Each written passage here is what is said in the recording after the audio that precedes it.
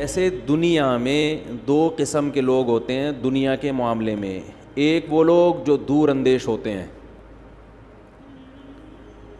وہ کہتے ہیں یار فوری رزلٹ نہیں بھی نکل رہا, بعد میں بھی نقصان ہوگا تو ابھی سے بچنا شروع کر دو. اور یہ لوگ اکثر فائدے میں رہ جاتے ہیں.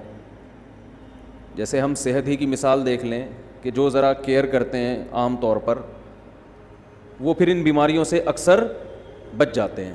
100% تو نہیں, کیونکہ دنیا میں اللہ نے رزلٹ 100% کسی کا رکھا ہی نہیں ہے.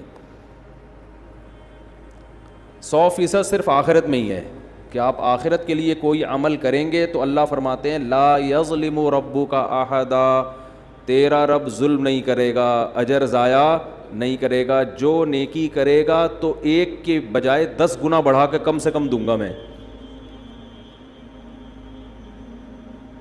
قرآن میں ہے نا کہ جو دنیا کی کھیتی طلب کرتا ہے نوتیہ منہا, اس میں سے کچھ دیں گے ہم. جتنی دنیا چاہے گا ساری نہیں ملے گی, کچھ ملے گی, اور یہ کچھ بھی اس کو ملے گی من نشاء, جس کو ہم چاہیں گے, ورنہ ککھ بھی نہیں ملے گا. لیکن عام طور پر مل جاتی ہے, ہمیشہ نہیں, عام طور پر مل جاتی ہے. اس لیے دنیا میں بھی محنت کا حکم ہے. صحت کے حوالے سے محنت کرو, پیسے کے لیے محنت کرو, عزت کے لیے محنت کرو. رزلٹ 100% نہیں ہے لیکن 70% بھی ہو تو چلو ہم 70% لوگوں میں آ جائیں. 100% نہیں ہے, میری مرضی ہوگی تو رزلٹ ہوگا, تاکہ دنیا سے لوگ دل نہ لگائیں. دیکھو دونوں چیزیں رکھی ہیں, محنت کرو گے اکثر ملے گا, یہ اس لیے کہ تاکہ محنت کرو, ورنہ سب ہاتھ پہ ہاتھ رکھ کے تقدیر پر ایمان لا کے بیٹھ جاتے. کوئی محنت کرتا ہی نہیں تو بھی دنیا کا نظام کیا ہو جاتا, برباد. لوگ بیمار ہوتے, علاج نہیں کرتے, ڈاکٹروں کی واٹ لگ جاتی بیچاروں کی. ایسا ہی ہے نا, ان کے گھروں کے چولہے بند ہو جاتے تو کچھ بھی نہیں ہوتا. تو اس لیے اللہ نے محنت پہ رزلٹ رکھا ہے تاکہ لوگ محنت کرتے رہیں. لیکن بہت مرتبہ ایسا بھی ہوتا ہے کہ آپ محنت کرتے ہیں, نتیجہ اس کا 0. یہ اس لیے رکھا تاکہ دل نہ لگاؤ دنیا سے, یہ خطرہ رہے کہ ہوگا وہی جو اللہ چاہے گا. جا رہے ہو اور اچھی خوراکیں کھا رہے ہو اور آپ یہ سمجھو گے کہ آپ دنیا کا سب سے بڑا فنٹر میں ہی بن جاؤں گا, تو اس خوش فہمی میں نہ رہو. ہو سکتا ہے یہی جم جانا آپ کی صحت بنانے کے بجائے آپ کی صحت کی بربادی کا ذریعہ بن جائے.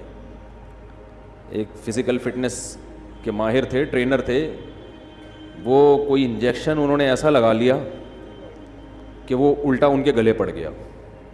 اب دیکھو وہ لگایا تو اس چکر میں تھا کہ میری زبردست قسم کی فٹنس ہوگی اور زبردست گولے شولے بنیں گے میرے, اسپیڈ بریکر جو باڈی بلڈر کے بن جاتے ہیں نا مختلف بہت سارے, تو 1-2 بریکر ہمارے بھی نکل آئیں گے.